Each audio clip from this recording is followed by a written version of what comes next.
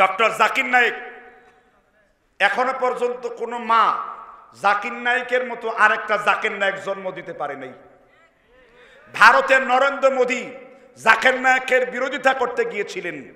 জাকির নায়েকের বিরোধিতা করতে যে তিনি একটি জনসভায় লক্ষ লোকের সামনে জাকির নায়েকের নাম 19 বার উল্লেখ করেছেন।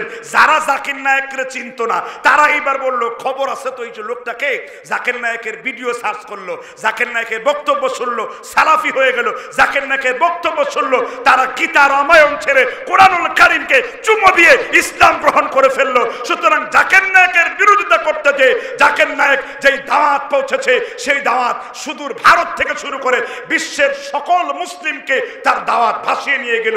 ওই ব্যক্তির বক্তব্যে লক্ষ লক্ষ লোক ডক্টর জাকির নায়েকের আলোচনা শুনে মুসলিম হয়ে কনভার্ট হয়ে গেল। তাহলে জাকির নায়েকের বিরোধিতা করাটাও এটা আল্লাহর পক্ষ থেকে একটা নিয়ামত ছিল, ঠিক না ঠিক? ঠিক যেমন কোরআন আল্লাহ বলছেন আল্লাহু মুতিম্মু নূরিহি ওয়ালাউ কারিহাল কাফিরুন, যদিও কাফেররা আমার আলোকে ফুৎকার দিয়ে উবায়া দিতে চায়, নিভিয়ে দিতে চায়, তবুও কাফেররা কশিন কালেও এটা করতে সক্ষম হবে না। কারণ লিইযহিরাহু আলা দ্বীনি কুল্লিহি, আল্লাহ তাআলা তার নবীকে সত্য দ্বীন মানে তাওহীদ সহকারে এই জমিনে পাঠিয়েছেন, যেন সকল বাতিল বেআকিদা বদ আকিদার উপরে ইসলামের আকায়েদকে তাওহীদকে আল্লাহর নবী সমুন্নত রাখতে পারেন। আর রেখেছেন ফাওয়াকাল হাক্কু ওয়া বাতালা মা কানু ইয়ামালুন, আল্লাহ সব বাতিলের উপরে দ্বীনের হককে, কোরআনের হককে, নবীজির হককে, ইসলামের হককে, আমার জীবনের ইসলামকে পৃথিবীর সর্বশ্রেষ্ঠ একটা জায়গায় নিয়ে গিয়েছে, ঠিক না ঠিক? এজন্য কবি ইকবাল সুন্দর করে বলেছেন মাগরিব কি ওয়াদিও মে গুদি আযান হামারি থমথা না থাকে কিসি সে সায়ালে রওয়া হামারা।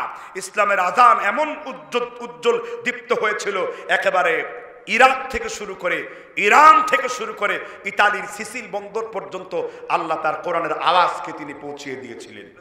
ওয়া আন মুআবিয়া রাদিয়াল্লাহু আনহু قال قال رسول الله صلى الله عليه وسلم, সাহাবী মুআবিয়া রাদিয়াল্লাহু তাআলা বর্ণনা করেছেন আল্লাহর নবী বলেছেন মাইয়ুরিদিল্লাহু বিহি খায়রান ইউফাক্কিহু ফিদ্দিন ওয়া ইন্নামা আনা কাসিমুন ওয়াল্লাহু ইউতি।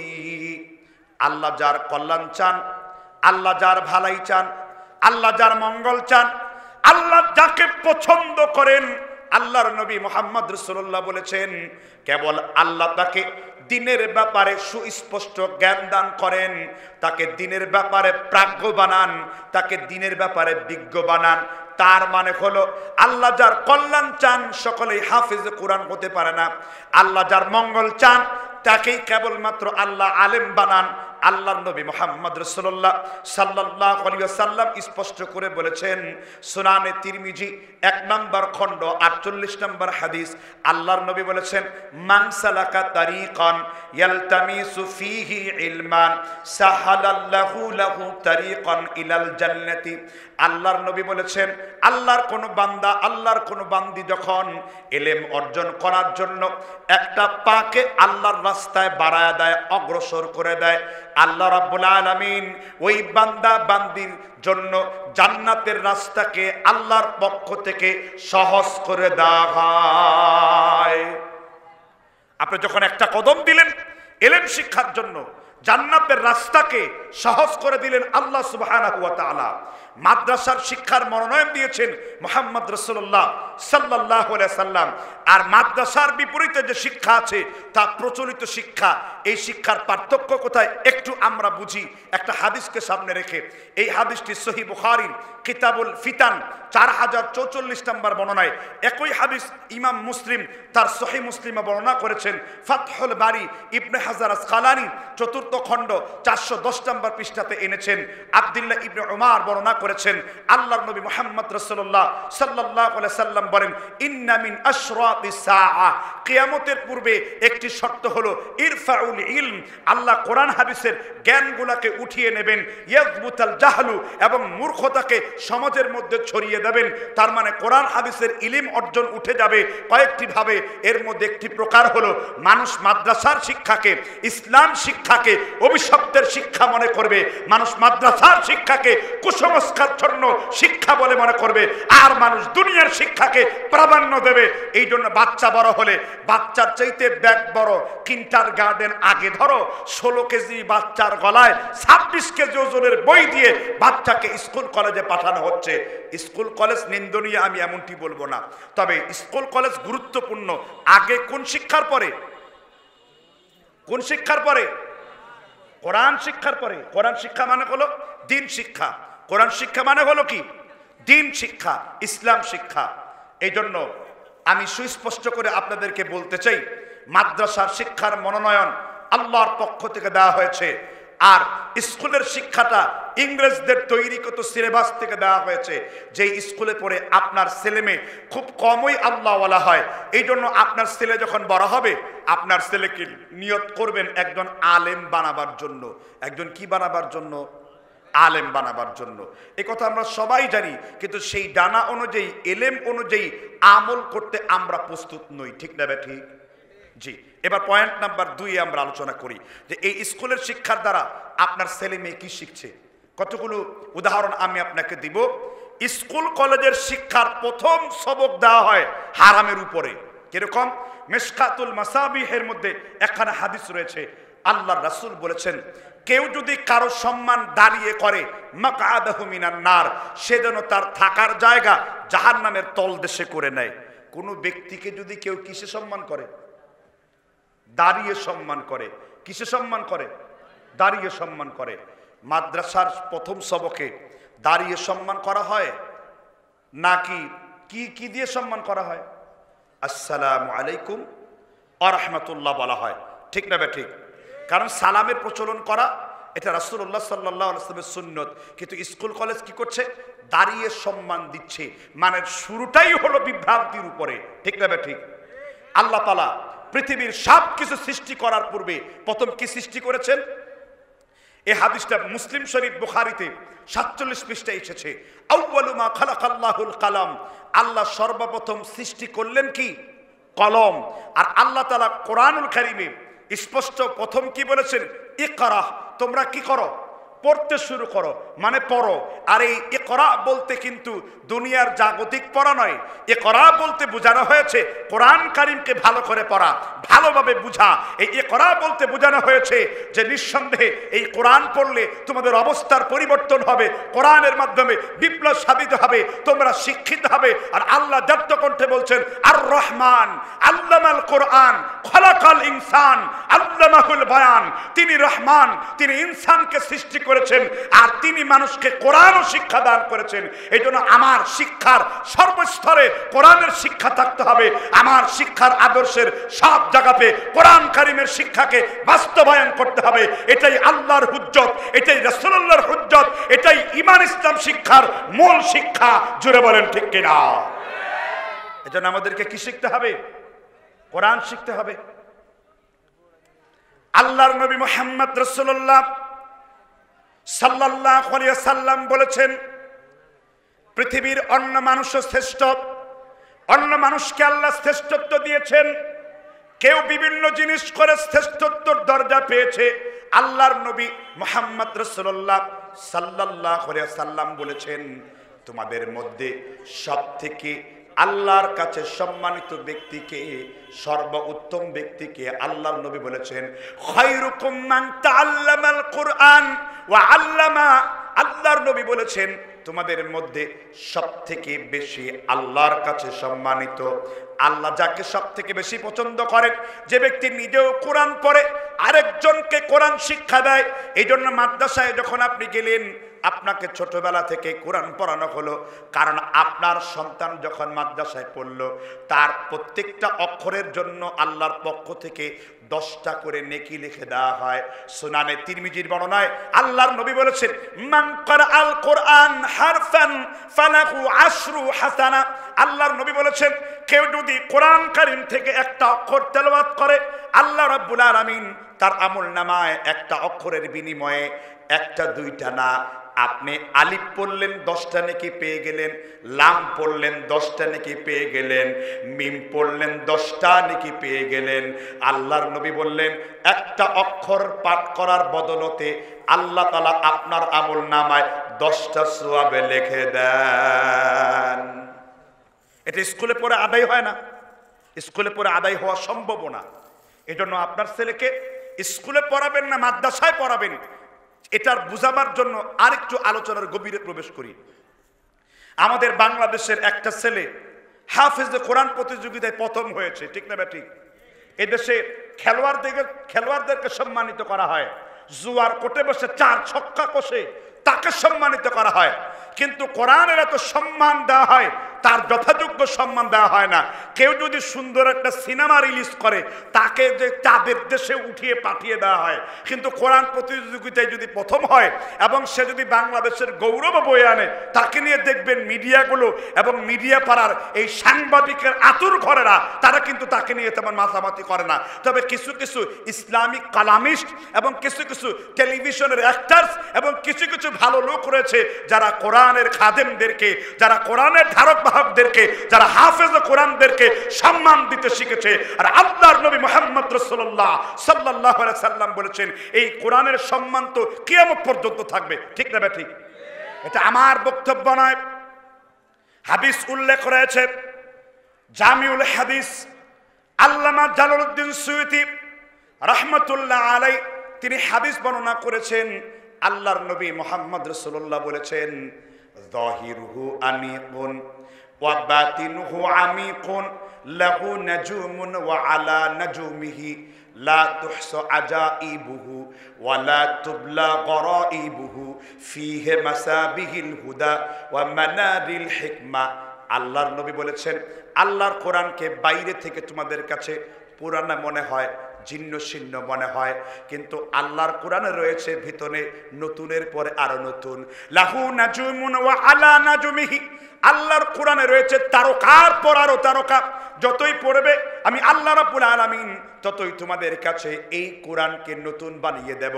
তার মানে এই কোরআনে যদি জীর্ণ শীর্ণ হয়ে যায়, কোরআনের মুসহাফ যদি পুরানা হয়ে যায়, কিন্তু আল্লাহর নবী মুহাম্মদ রাসূলুল্লাহ বলেছেন লা তুহসা আজাইবুহু ওয়া লা তুবলা গরাইবুহু, আল্লাহর কোরআন যতই পড়বে ততই তোমাদের কাছে নতুন বানিয়ে দেব।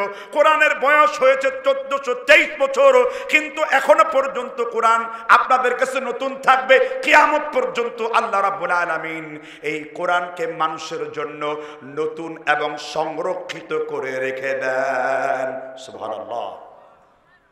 কোরআন নতুনের পরে নতুনই থাকবে, এটা কোনোদিন পুরাতন হবে না।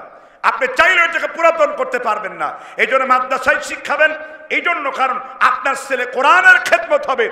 আমরা সাফায়াতের জন্য, সুপারিশের জন্য আমরা পীরের কাছে যাই, সুপারিশের জন্য আমরা দলের নেতার কাছে যাই, সুপারিশের জন্য অমুক বাবাকে ডাকতে শুরু করি। আর আল্লাহর নবী মুহাম্মদ রাসূলুল্লাহ, আমার বক্তব্য নয়, মুসান্নাফে আবি সাহেবাতে ইমামে আবি বকর ইবনে সাহেবা হাদিস বর্ণনা করেছেন।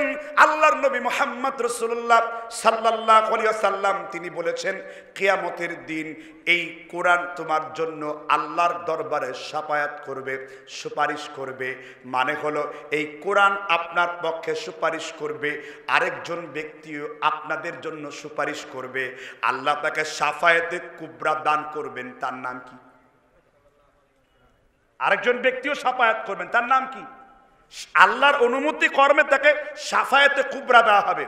তিনার নাম হলো মুহাম্মদ রাসূলুল্লাহ সাল্লাল্লাহু আলাইহি সাল্লাম। তিনি আমাদের ইমাম হবেন। তিনি আমাদের কি হবেন? কোরআনুল কারীমে আল্লাহ আলোচনা করেছেন মানুষ ইমামের জন্য ইমাম আবু হানিফাকে খুঁজে, ইমামের জন্য ইমাম মালিককে খুঁজে, ইমামের জন্য ইমাম শাফঈকে খুঁজে, ইমামের জন্য ইমাম আহমদকে খুঁজে। কিন্তু আমি একজন অদম ব্যক্তি, আমি ইমামের জন্য ইমাম আবু হানিফা মালিক শাফিকে খুঁজি নাই। আমি ইমামের জন্য যোগ্য ইমাম হিসেবে আমি মুহাম্মদ রাসূলুল্লাহকে খোঁজার চেষ্টা করেছি।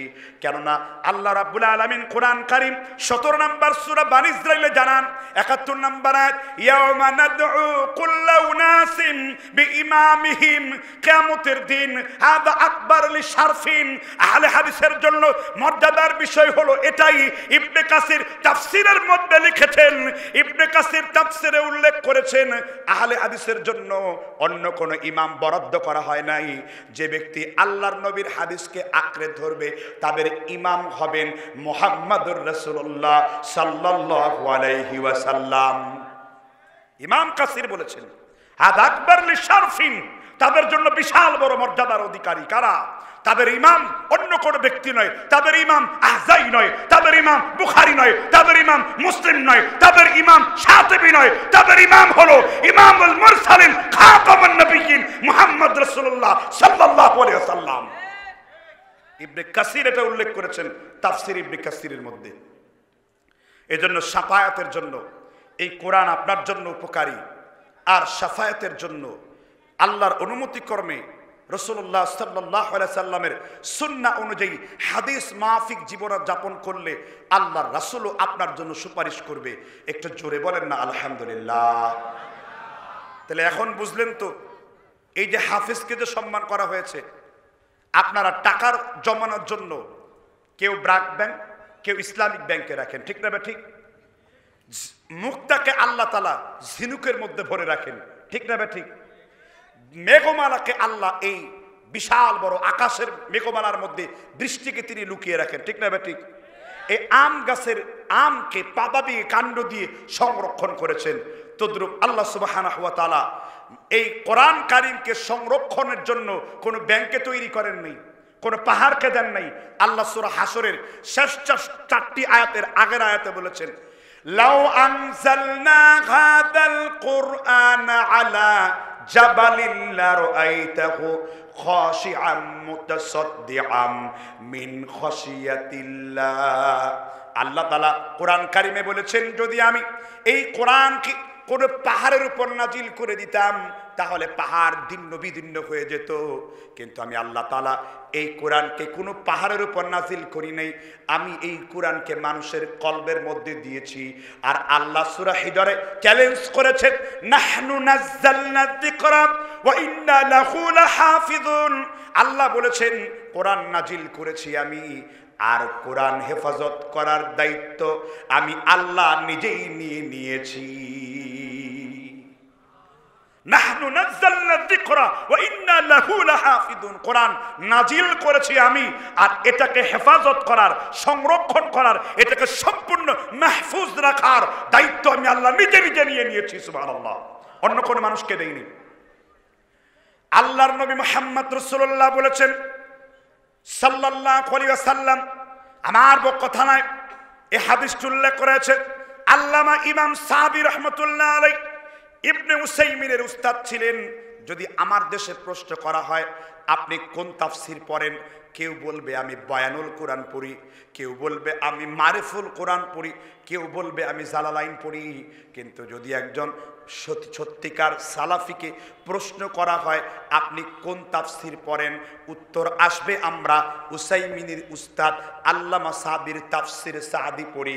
কারণ এই তাফসীরটি পৃথিবীর মধ্যে এমন একটি শ্রেষ্ঠ তাফসীর, সলফে সালেহিনের পরিপূর্ণ ব্যাখ্যা দিয়ে গোটা কোরআনের তাফসীরটিকে সাজানো হয়েছে। এই জন্য আমি যদি কখনো মাদ্রাসা তৈরি করি, আল্লামা ইমাম সাদির তাফসীর সাদিকে আমি মাদ্রাসার পাঠ্য বই হিসেবে আমি সলফে সালেহিনের মানহাজের বিপ্লবকে জাতির সামনে আমি তুলে ধরার চেষ্টা করব। এই জন্য যারা তলাবা রয়েছেন আর যারা ওলামা রয়েছেন তাফসীর সাদি পড়ার চেষ্টা করবেন। তাহলে আল্লাহর নবী বলেছেন, মান ক্বালা বিহি সাদাকা আমালা বিহি উজারা। আল্লাহর নবী বলেছেন, যে ব্যক্তি কোরআন থেকে কথা বলল সে যেন সত্য কথা বলল, আর যে ব্যক্তি কোরআনের আয়াত অনুযায়ী আমল করলো সেই আমলের প্রতিদান আল্লাহ নিজের হাতে দেবেন। আর যে ব্যক্তি কোরআন দিয়ে বিচার ফয়সালা করলো, আল্লাহর নবী বলেছেন কোরআন দিয়ে বিচার ফয়সালাকারী হলো এই জমিনের শ্রেষ্ঠ ন্যায় বিচারক। আমার কথা না, আপনি ঠিক বললেও ঠিক, আপনি ঠিক না বললেও ঠিক। কালা সাবাকা রাসূলুল্লাহ, আমার নবী যা বলেছেন কেবল সেটাই ঠিক, ঠিক না? ঠিক। আপনি ঠিক বললেও ঠিক, আপনি ঠিক না বললেও ঠিক। এজন্য আমাদের এই কোরআনকে আল্লাহ হেফাজত করেছেন। ইংরেজরা গ্র্যান্ড টাউন রোডে 33,000 আলেমদেরকে ঝুলিয়ে হত্যা করেছে। 1,00,000 কোরআনের কপিকে পুড়িয়ে নিঃশেষ করে দিয়েছে। ভাই, কোরআন কি শেষ হয়েছে? কারণ লা তুহসা আজাইবুহু ওয়ালা তুবলা গরাইবুহু, যতই পড়বে ততই তোমাদের কাছে নতুন বানিয়ে দেওয়া হবে। যতই পড়বে, যত পুরাতন হোক, এটা নতুন বানানোর দায়িত্ব কার? আল্লাহ। বিজ্ঞানীরা আলেমদেরকে প্রশ্ন করল, 1430 বছর আগে, 24 বছর আগে, 23 বছর আগে, 1400 বছর আগে এই কোরআন নাজিল হয়েছে, যা বর্তমান সময় অকার্যকর। এই কোরআন দিয়ে দেশ পরিচালনা করা যায় না, এই কোরআনুল কারীম দিয়ে কোনো মানুষের ইবাদত করা যায় না। এবার আলেমরা বিজ্ঞানীদের প্রশ্নের উত্তরে বলল, আকাশের এই সূর্যটাকে দেখতে পাও নাকি? হ্যাঁ, আমরা দেখতে পাই। এই সূর্যের বয়স কোরআনের চাইতে আর 1000 লক্ষ গুণ বেশি। যদি 1000 লক্ষ গুণের পূর্বের সূর্যের তাপ দিয়ে যদি তোমার শরীরে সালোক সংশ্লেষণ প্রক্রিয়ায় তুমি যদি এখনো পর্যন্ত অক্সিজেন নিতে পারো, কার্বন ডাইঅক্সাইড ত্যাগ করতে পারো, ভিটামিন ডি গ্রহণ করে হাড়ের পুষ্টি বৃদ্ধি করতে পারো, সূর্যের তুলনায় আমার কোরআন হলো টাটকা এবং নতুন।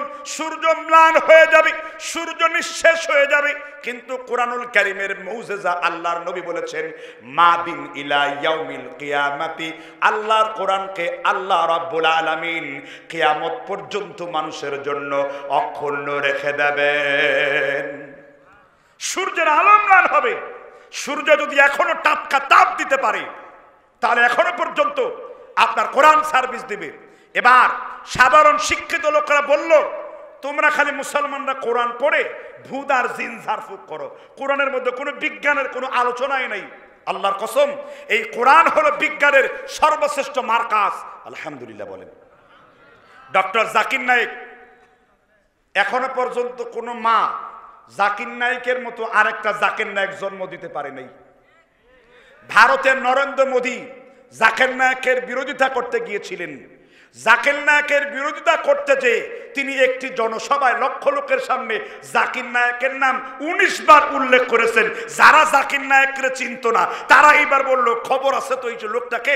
জাকির নায়েকের ভিডিও সার্চ করলো, জাকির নায়েকের বক্তব্য শুনলো, সালাফি হয়ে গেল। জাকির নায়েকের বক্তব্য শুনলো, তারা গীতা রামায়ণ ছেড়ে কোরআনুল কারীমকে চুমো দিয়ে ইসলাম গ্রহণ করে ফেললো। সুতরাং জাকির নায়েকের বিরোধিতা করতে যে জাকির নায়েক যেই দাওয়াত পৌঁছেছে, সেই দাওয়াত সুদূর ভারত থেকে শুরু করে বিশ্বের সকল মুসলিমকে তার দাওয়াত ভাসিয়ে নিয়ে গেল। ওই ব্যক্তির বক্তব্যে লক্ষ লক্ষ লোক ডক্টর জাকির নায়েকের আলোচনা শুনে মুসলিম হয়ে কনভার্ট হয়ে গেল। তাহলে জাকির নায়েকের বিরোধিতা করাটাও এটা আল্লাহর পক্ষ থেকে একটা নিয়ামত ছিল, ঠিক না ঠিক? ঠিক যেমন কোরআন আল্লাহ বলছেন, আল্লাহু মুতিম্মু নূরিহি ওয়ালাউ কারিহাল কাফিরুন, যদিও কাফেররা আমার আলোকে ফুৎকার দিয়ে উবায়া দিতে চায়, নিভিয়ে দিতে চায়, তবুও কাফেররা কশ্চিন কালেও এটা করতে সক্ষম হবে না। কারণ লিইযহিরাহু আলা দ্বীনি কুল্লিহি, আল্লাহ তাআলা তার নবীকে সত্য দ্বীন মানে তাওহীদ সহকারে এই জমিনে পাঠিয়েছেন, যেন সকল বাতিল বেআকিদা বদ আকিদার উপরে ইসলামের আকায়েদকে, তাওহীদকে আল্লাহর নবী সমুন্নত রাখতে পারেন। আর রেখেছেন ফাওয়াকাল হাক্কু ওয়া বাতালা মা কানু ইয়ামালুন, আল্লাহ সব বাতিলের উপরে দ্বীনের হককে, কোরআনের হককে, নবীজির হককে, ইসলামের হককে, আমার জীবনের ইসলামকে পৃথিবীর সর্বশ্রেষ্ঠ একটা জায়গায় নিয়ে গিয়েছে, ঠিক না ঠিক? এজন্য কবি ইকবাল সুন্দর করে বলেছেন, মাগরিবি কি ওয়াদিও মে গুদি আযান হামারি থমথা না থা কিসি সে সায়ালে রওয়া হামারা। ইসলামের আযান এমন উজ্জ্বল দীপ্ত হয়েছিল, একেবারে ইরাক থেকে শুরু করে, ইরান থেকে শুরু করে ইতালির সিসিল বন্দর পর্যন্ত আল্লাহ তার কোরআনের আওয়াজকে তিনি পৌঁছিয়ে দিয়েছিলেন। সুবহানাল্লাহ বলবেন না? এখন প্রশ্ন করবেন, মাদ্রাসার ছেলেরা বিজ্ঞান পাবে কোথায়? কোরআন কারীমে বিজ্ঞানের কোনো আলোচনা আছে নাকি? আল্লাহর কোরআন বলে, হ্যাঁ, 1000 বিজ্ঞানের আয়াত আমি আল্লাহ তাআলা বিজ্ঞানীদের চিন্তার জন্য রেখে দিয়েছি। কয় হাজার আয়াত? এই যে আমার সামনে এটা কি রাখা আছে? পানি। পানির অপর নাম কি? এটা লেখা আছে সাধারণ বিজ্ঞান বইতে, এবং বায়োলজি পড়তে গেলে কথাগুলো পাওয়া যায়। পানির অপর নাম কি? জীবন, আমরা বলি না? আর আল্লাহ বলছেন, ওয়াজআলনা মিনাল মা কুল্লা শাইইন হাইয়্যি, আফালা ইউমিনুন। এই পৃথিবীর যত জীবিত আর মৃত দেখো না কেন, আমি আল্লাহ সবকিছু পানি থেকে সৃষ্টি করেছি। সুবহানাল্লাহ।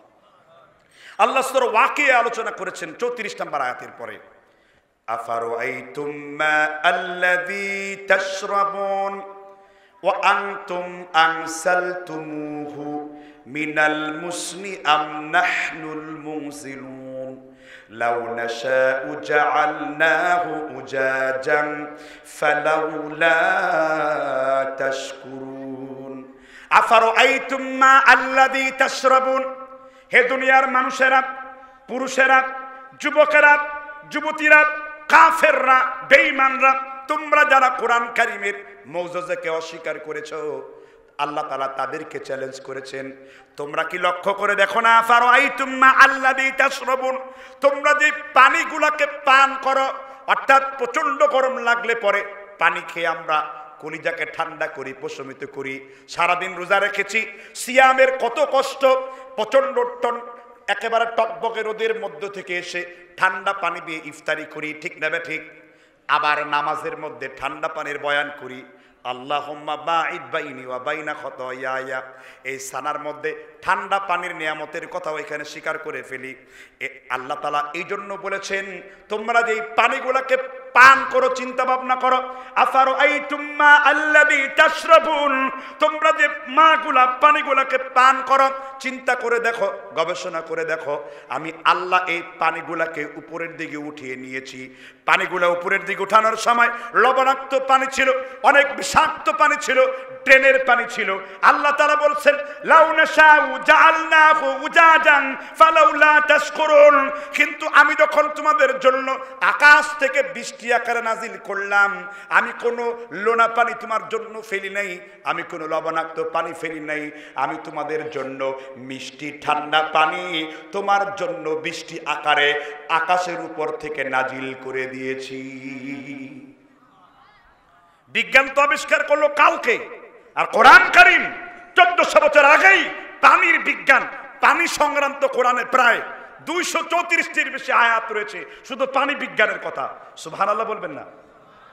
আবার বিজ্ঞানীরা বলল, পৃথিবী হলো গোল। স্যার ফ্রান্সিস ডেইকু 1786 সালে একটা নৌকা ভাড়া করলেন, ট্রলার ভাড়া করলেন, সমুদ্রের চারদিকে ঘুরলেন, তিনিও বললেন পৃথিবীটা গোল।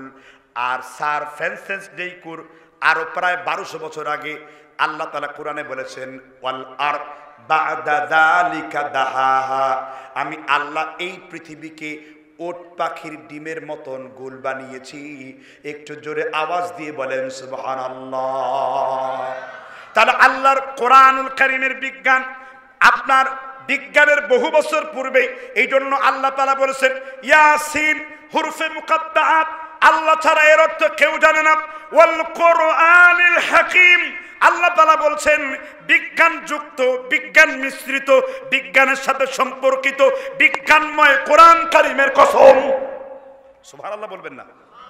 বিজ্ঞানময় কোরআনের কসম। তাহলে মাদ্রাসায় পড়ে বিজ্ঞানী হওয়া যাবে না, এই কথা আপনারা বলেছে কে? মাদ্রাসায় পড়েও বিজ্ঞানী হতে পারবেন, কিন্তু পার্থক্য হলো এই, কোরআন গবেষণা করার মতো যেই উপাদান এলিমেন্টারি থাকা দরকার আমাদের শিক্ষা ব্যবস্থা ওইটা রাখা হয় নাই। কারণ আগেই অনেক মানুষ বলে, এই পর্দার অন্তরাল অনেক মা বোনরা বলে, মাদ্রাসায় পড়বে কারা? কানা, ল্যাংরা, ভেঙ্গুর, শয়তানের লেঙ্গুর, এরা মাদ্রাসার মধ্যে পড়বে। এই জন্য যেই বাচ্চা ছোট, যেই বাচ্চা ল্যাংরা টেরা, ওই বাচ্চাকে মাদ্রাসার মধ্যে দিয়ে দেওয়া হয়, ঠিক না ঠিক? মনটাকে উন্নত করুন, দোয়া পড়ুন, রব্বিশ রাহলি সদরি ওয়ায়াসসিরলি আমরি ওয়াহলুল উকদাতাম মিন লিসানি ইয়াফকাহু কওলি। আপনার অন্তরটাকে যেন আল্লাহ প্রশস্ত করে দেন। কোন নবীর অন্তর এরকম কঞ্জুস ছিল না, কঞ্জুসি কোন নবীর আমলে ছিল না। এজন্য কঞ্জুসি থেকে বের হয়ে আসুন, মাদ্রাসার শিক্ষার জন্য কোরআনের ছাত্র হয়ে যান, এটা আপনার জন্য যথেষ্ট হয়ে যাবে। বলেন সুবহানাল্লাহ। তাহলে বুঝলেন তো মাদ্রাসায় পড়ার গুরুত্ব। এতটুকু আলোচনা থেকে আপনারা কিছু শিখতে পেরেছেন? আপনাদের খুব বিরক্ত লাগছে? এই কোরআন শুনে বিরক্ত লাগা, কোরআনের আলোচনা শুনে বিরক্ত লাগে আমাদের দেশে দুই শ্রেণীর লোকের। এর মধ্যে এক শ্রেণীর লোক হলো যারা শয়তানের খপ্পরে পড়ে আছে, আর আরেক শ্রেণীর লোক হলো যারা কোরআনকে মহাব্বত করে না, কোরআনকে ভালোবাসে না। আপনারা এবার বলুন, একটি ধাঁধার উত্তর নিন। কোরআনটা আল্লাহর সৃষ্টি কিনা জুড়ে বলেন। কোরআনটা কে সৃষ্টি করেছেন? আর একটু জোরে বলেন। দেখছেন তো কোরআনের ইলম আমাদের কেমন। আমার পাশে শায়েক আছেন, আরো ওখানে অনেক আলেম আছেন। কোরআনকে কেউ যদি খালকে কোরআন বলে, ইচ্ছাকৃতভাবে এই আকীদার উপর মৃত্যুবরণ করে, বেশিরভাগ ইমামদের মত হলো সে কুফর করে আল্লাহর সাথে মিলিত হবে, আকীদাগত ইতিকাদি বিদআতের সাথে সে সম্পৃক্ত হবে। কোরআন আল্লাহর সৃষ্টি নয়। কোরআন আল্লাহ সৃষ্টি করেন নাই। কোরআন আল্লাহ কি করেন নাই? জোরে বলেন। কোরআন আল্লাহ কি করেন নাই? সৃষ্টি করেন নাই। তাহলে কোরআন আল্লাহ কি করেছেন জানতে ইচ্ছা হয় না? আকাশ আল্লাহ সৃষ্টি করেছেন। কিয়ামতের দিন সিংহায় ফুৎকার দেওয়া হবে। বেশি দূরে না, কোরআনের সূরা ইনফিতারে বলছেন ইদা সামাউন ফাতারাত, আকাশকে ফাটিয়ে ফেলা হবে। তারকা আল্লাহ সৃষ্টি করেছেন। ওয়া ইদাল কাওয়াকিবু তাতারাত, তারকাকে বিক্ষিপ্ত করে দেওয়া হবে। ওয়া ইদান নুজুমু তুমিসাত, বিক্ষিপ্ত হয়ে একেবারে ওই যে বিয়ের বাবজি ফুটে না, এরকম ফুটিয়ে দেওয়া হবে কিয়ামতের দিন। সমুদ্র আল্লাহ সৃষ্টি করেছেন। ওয়া ইদাল বিহারু ফুজ্জিরাত, সমুদ্রকে উদ্বেলিত করে দেওয়া হবে, দাউ দাউ করে আগুন জ্বলে উঠবে। মানুষকে আল্লাহ সৃষ্টি করেছেন, মানুষের কিয়ামত হবে না? মিনহা খলাকনাকুম ওয়া ফিহা নুঈদুকুম ওয়া মিনহা নুখরিজুকুম তারাতান উখরা। মানুষকে আমি আল্লাহ সৃষ্টি করেছি মৃত্তিকা থেকে, আবার উহাকে মাটিতেই ফিরিয়ে লইয়া যাইব, আবার আপনি মাটিতেই ফিরিয়ে যাবেন। মানুষ সৃষ্টি হয়েছে, ধ্বংস হয়েছে। আকাশ সৃষ্টি হয়েছে, ধ্বংস হয়েছে। কিন্তু কোরআন কারীম আল্লাহ সৃষ্টি করেন নাই। কোরআন হলো আল্লাহর কালাম, কোরআন হলো আল্লাহর সিফাতের অন্তর্ভুক্ত। আল্লাহর যেমন কোনো লয় নেই, আরশ কুরসি যেমন একেবারে কি বলে অবধারিত থাকবে, কোরআন তেমনি ভাবে অবধারিত থাকবে। কোরআন তো একটা কপি আল্লাহ তাআলা দুনিয়ায় পাঠিয়েছেন, যার মূল কপিটা লৌহে মাহফুজে আল্লাহ সংরক্ষণ করেছেন। এই আয়াত জীবনে বহুবার শুনেছেন, বাল হুয়া কুরআনুন মাজিদুন ফি লাওহিম মাহফুজ, আমি লৌহে মাহফুজে এই কোরআনকে সংরক্ষিত করে রেখেছি। এটা জুড়ে বলেন না সুবহানাল্লাহ। এজন্য কোরআন আল্লাহর কালাম, কোরআন আল্লাহর সৃষ্টি না। ইমাম হাম্বল, ইমাম আবু হানিফা, ইমাম শাফঈ, আহলে সুন্নাত ওয়াল জামাআতের সকলের আকায়েদ বিশ্বাস হলো কোরআন হলো আল্লাহর কালাম। আল্লাহর সৃষ্টি বলার এই রকম অজ্ঞতা থেকে আপনাদেরকে আল্লাহ ক্ষমা করে দিন, আল্লাহ আপনাদের মুক্ত করে দিন। একটু আসতে বলেন আমিন। আমিন না বলে চুপ করে থাকা, এটা একটা লক্ষণ হলো আপনি বিশ্বাস করলেন কোরআন আল্লাহর সৃষ্টি। হুজুর এতদিন যে বলেছি, আপনি যে এতদিন বলেছেন, এখন শুনছেন, আমল করবেন। আরো আলেমদের কাছে জিজ্ঞাসা করবেন যে কোরআন কি আল্লাহর সৃষ্টি না কোরআন আল্লাহর কালাম? এটা আল্লাহর সৃষ্টি বলা যাবে না। কই এই আকীদা তো এতদিন পর্যন্ত আমরা জানতাম না, ঠিক না? ঠিক। জি, এবার কোরআন সম্পর্কে বিভ্রান্তের আরেকটা প্রশ্ন করি আপনাদেরকে, শুনবেন তো? কোরআন কারীমের সর্বপ্রথম অনুবাদ কে করেছেন? ডক্টর গিরিশচন্দ্র সেন। এই কথাটা বাংলাদেশ সৃষ্টি হওয়ার পরে যতগুলো মিথ্যা কথা আছে, নির্জলা টাটকা ফরমালিন ছাড়া একটা ডাইরেক্ট ডাহা মিথ্যা কথা। গিরিশচন্দ্র সেন যেখানে তার জন্মভূমি, আমি সেখানে জুমার নামাজের খতিব, নরসিংদী পাঁচদনা। কথা বুঝতে পেরেছেন কিনা? গিরিশচন্দ্র সেন তিনি কোরআনের প্রথম অনুবাদ করেন নাই।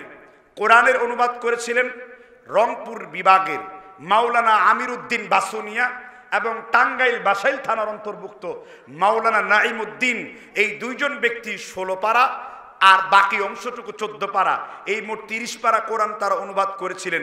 কিন্তু অর্থের অভাবে তারা কোরআনকে সংরক্ষণ করতে পারেন নাই, মানে এটাকে একটা বই পাণ্ডুলিপি আকারে বাজারে ছাড়তে পারেন নাই। আর তখন সাহিত্য ছিল হিন্দুদের, এই ব্রাহ্মবাদীদের দখলে। তখন তারা এই গিরিশবাবুর নাম লিখে দিয়ে বলল কোরআনের প্রথম অনুবাদক গিরিশচন্দ্র সেন। সুতরাং এটা ঐতিহাসিকভাবে একটি মিথ্যা তথ্য, যা আমাদের ইসলামিক ফাউন্ডেশন আল কোরআন একাডেমি লন্ডন এবং মাসিক মদিনার সম্পাদক মাওলানা মহিউদ্দিন খান মাসিক মদিনাতে বহু বছর আগেই এই তথ্যটা তিনি দিয়েছিলেন। আমি ওইখান থেকে নোট করে সংগ্রহ করে আমি মুখস্থ করে এবং এগুলার ঐতিহাসটা যাচাই করে আপনাদের সামনে পেশ করেছি। অথচ আফসোসের বিষয় এই কোরআন অনুবাদ করেছে একজন হিন্দু, এক গিরিশচন্দ্র সেন। এই কথাটা আপনি শুনে এতদিন বড় হয়েছেন, আজকে শুনলেন এই কথাটা সত্য না মিথ্যা? জোরে বলেন, সত্য না মিথ্যা? আর কোরআনের মৌজেজা কি? আল্লাহর কসম, পৃথিবীতে এমন কোন কিতাব নাই, গ্রন্থ নাই যেই গ্রন্থে কোরআন কারিমের আলোচনা নাই। সুবহানাল্লাহ বলবেন না? এবার আসুন, মুসলিমের পরে ভারতবর্ষে উল্লেখযোগ্য ধর্ম কোনটা? মুসলিম সারা ভারতবর্ষে উল্লেখযোগ্য ধর্ম কোনটি? হিন্দু ধর্ম। হিন্দু ধর্মের বইতে আছে শ্রীমৎ ভগবত গীতা মন্ত্র নাম্বার 121 আছে, না তাস্তে প্রতিমা আস্তি, ভগবানের কোন ছবি আর মূর্তি নাই। একটু আস্তে করেন না সুবহানাল্লাহ। শ্রীমৎ ভগবত গীতা মন্ত্র নাম্বার 221 আছে, না তাস্তে প্রতিমা আস্তি, ভগবানের কোন ছবিও নাই, মূর্তিও নাই। তারপরে লেখা আছে এক এবং অদ্বৈতম, আল্লাহ এক এবং অদ্বিতীয়। এই কথাটা কোরআনে কোথায় আছে? কুল হুয়াল্লাহু আল্লাহুস সামাদ লাম ইয়ালিদ ওয়া লাম ইউলাদ ওয়া লাম ইয়াকুল লাহু কুফুয়ান আহাদ। সুবহানাল্লাহ বলবেন না? আবার তারপরের অংশ আছে মুহাম্মদ ইতিক্ষেত্তনি পশ্চব্য জলসা হারাম। মুহাম্মদ নামের একজন ব্যক্তি, তিনি হবেন নরসংসা, তিনি হবেন কলকি আবদার। তিনি একটি বই পড়বেন, এই বই পড়ে তিনি জাতিকে সংশোধন করবেন। ওই একই কথাটা কোরআন কারিমে আল্লাহ আলোচনা করেছেন, ইয়াতলু আলাইহিম আয়াতিহি ওয়া ইউযাক্কিহিম। তারপর কি? তিনি কি শিক্ষা দেবেন? এই কিতাব শিক্ষা দেবেন মানুষদেরকে। তাহলে কোরআনের এই মৌজেজা হিন্দুদের ধর্মগ্রন্থের মধ্যে আছে। এজন্য কোনো হিন্দুকে মুসলিম বানাবার জন্য কোরআনের একটি আয়াত পড়ার দরকার নাই, একটি হাদিস পড়ার দরকার নাই, একটা তাফসীর পড়ার দরকার নাই। শুধু হিন্দুদের মন্ত্রগুলো যদি পড়তে শুরু করি, আমার নবী মুহাম্মদ রাসূলুল্লাহর পরিচয় হিন্দুদের বইতে 200 জায়গায় দেওয়া হয়েছে। একটু জুড়ে বলেন সুবহানাল্লাহ। জ্ঞান অর্জন করতে হবে। কোরআনের কথা তাওরাত, ইনজিল, জাবুর সব কিতাবের মধ্যে উল্লেখ করা আছে। সুবহানাল্লাহ বলবেন না? এটা কোরআনের মৌজেজা। এটা কোরআনের কি? মৌজেজা। পৃথিবীতে অন্য কোনো বই পড়ার কোনো বিধান আছে? যেমন ধরুন, আপনি হিন্দু ধর্ম পড়লেন, অশুদ্ধ করে মন্ত্র উচ্চারণ করলে গুনাহ হবে কিনা? শুরুতে কোনো কথা নাই। আল্লাহর নবী বুখারীর বর্ণনায় 7001 নম্বর হাদিস, আল্লাহর নবী মুহাম্মদ রাসূলুল্লাহ কত চমৎকার করে বলেছেন, সুন্দর করে আলোচনা করেছেন।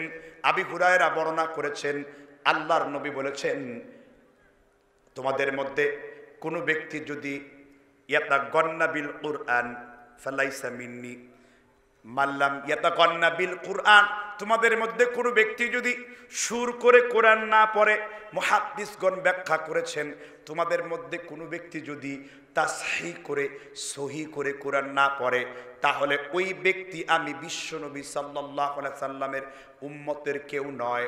এই জন্য আল্লাহর নবী কোরআনকে শুদ্ধ করে তাসবিতের সাথে পড়তে বলেছেন, মাল্লাম ইয়াতাগান্না বিল কুরআন ফালাইসা মিন্নি। যে ব্যক্তি কোরআনকে শুদ্ধ করে পড়ে না, সে ব্যক্তি আল্লাহ রাব্বুল আলামিনের নবীর উম্মতের অন্তর্ভুক্ত থাকতে পারবে না। এই জন্য কোরআন কারীমকে শুদ্ধ করে তেলাওয়াত করতে হবে। ঠিক না বে ঠিক? আমরা যদি প্রশ্ন করি, সারা রাত ব্যাপী প্রশ্ন করি, যেই খাম থেকে প্রশ্ন করি, যতগুলা প্রশ্ন করি, মানব জাতির জন্য যা যা কল্যাণের দরকার, যা যা প্রশ্ন যেই খাম থেকে করি, তার উত্তর কোরআন কারিমে আছে না নাই? আল্লাহ রাব্বুল আলামিন, আমার বক্তব্য নয়, সূরাতুল আনআমের 138 নম্বর আয়াতে আল্লাহ আমাদের উত্তর দিয়ে দিয়েছেন। আল্লাহ বললেন, মা ফাররাতনা ফিল কিতাবি মিন শাইইন। আল্লাহ বলেছেন, আমার এই কুরআনুল কারিমে আমি আল্লাহ তাআলা মানব জাতির জন্য কোনো কিছুকে অবশিষ্ট রাখি নাই। আমি আল্লাহ কুরআনুল কারিমের সব কিছুর বিশদ বিবরণ এই কোরআন কারিমের মধ্যে দিয়ে দিয়েছি। এবার আপনি প্রশ্ন করলেন, কোরআন তোমাকে কিভাবে পড়বো?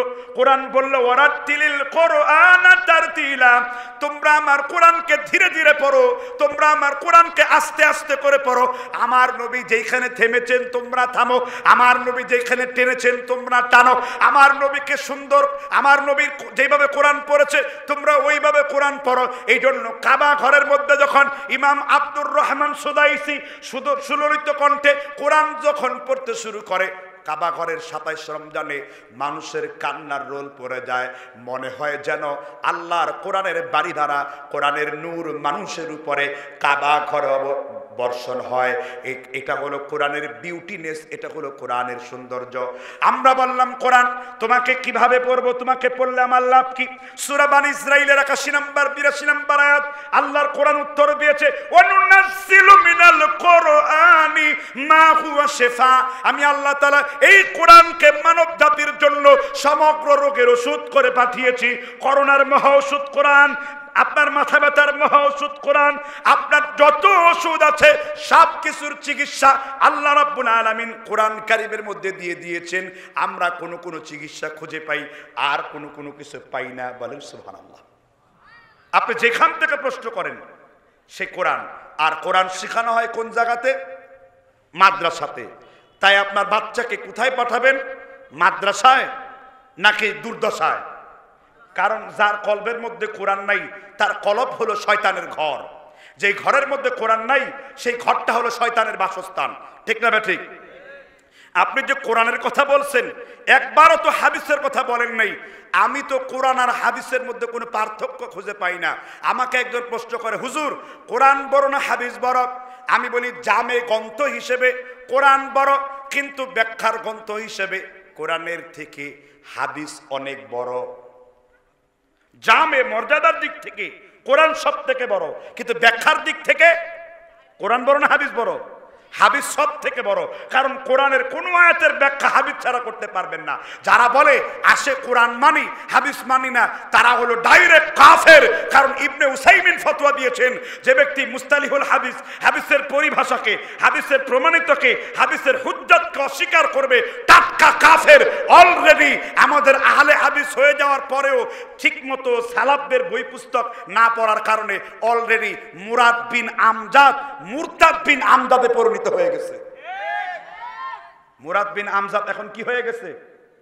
জোরে বলেন। মুরতাদ হয়ে গেছে। তার কি দাবি? কি হাদিস মানা যাবে না, মানবো কি শুধু হাদিস মানা যাবে না, মানবো কি শুধু কোরআন। আমার উস্তাদ আল্লামা আজিজুল হক, মামুনুল হক সাহেবের বাপ ছিলেন না? জামিয়া রহমানিয়ায় বুখারী শরীফের অনুবাদ করতে যে সহিহ বুখারীর টিকায় তিনি লিখেছেন একখানা হাদিস। খুব ছোটবেলায় হাসতাম যে কিয়ামতের পূর্বে সায়াকুন ফি আখিরিজ জামানি, আখির জামানে কিছু লোক বের হবে, তারা গোফের মধ্যে সরষের তেল মাখবে। কিসের তেল? সরষের তেল আছে না? আপনাদের দেশের বুড়ো মহিলারা আর আপনারা ঠান্ডা লাগার থেকে বাঁচার জন্য জন্মের মতন শরীরে ঢালেন। গোফের মধ্যে সরষের তেল মাখবে আর বলবে, চলো আমরা শুধু কোরআন মানি, হাদিস থেকে দূরে থাকি। এরকম একটি সময়, জামানা তো ঠিক আছে, কিন্তু কিছু লোক বিভ্রান্ত হয়ে কোরআন থেকে বলে যে আমরা হাদিস মানবো না, মানবো কি কোরআন। আল্লাহর কসম, আমি আল্লাহর কসম করে বলি, আহলে কোরআনের প্রতি আমার 34টি প্রশ্ন আছে। পয়লা প্রশ্ন নাম্বার 1, আল্লাহ কোরআনে বলেছেন হজ হয় নির্দিষ্ট মাসে। কোন মাসে হজ হয় কোরআনের কোনো আয়াতে উল্লেখ নাই। কোন মাসে যে হজ হবে সেই জিলহজ মাস, এটা উল্লেখ করা আছে কোরআনে না হাদিসে? আপনি কোনো আহলে কোরআন যদি প্রশ্ন করে যা কোরআন মানবো হাদিস মানবো না, তার বলবে বাবা তোমার কোনো প্রশ্ন নাই, তুমি যদি আমার একটা প্রশ্নের উত্তর দিতে পারো নাকে খত দিতে দিতে এলাকা ছাড়বো। কি প্রশ্ন বলবেন? কোরআনের কোনো আয়াত দিয়ে জানাজার নামাজ কিভাবে পড়তে হবে, মৃতকে কিভাবে দাফন করতে হবে, মৃতকে কবরে কিভাবে রাখতে হবে, ডানে বায়ে শোয়া না দাঁড়ায়া, এই কথা যদি কোরআনের কোনো আয়াতে দেখাইতে পারো, আমি এখন আহলে কোরআন হয়ে যাব। পারবে? এই কেন্দ্রিক কোন আয়াত কোরআনে আছে? কোথায় আছে? বুখারীতে আছে, মুসলিমে আছে। তাহলে একজন আহলে কোরআন যদি মারা যায়, এখন তারা কি করবেন? তার মাথায় পেট্রোল ডাইলা তারা আগুন দিয়ে ছাই করে দিতে হবে, ঠিক না ঠিক?